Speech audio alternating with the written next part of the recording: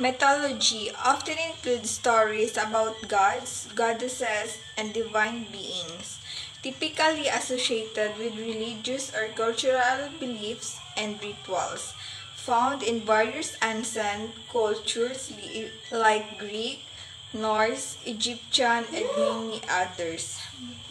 Folklore encompasses wider range of traditional stories, customs, and beliefs within particular community or culture. Includes legends, fairy tales, superstitions, and oral traditions passed down through generations. Mythology and folklore involve storytelling conveying morals or lessons and are deeply rooted in culture and history.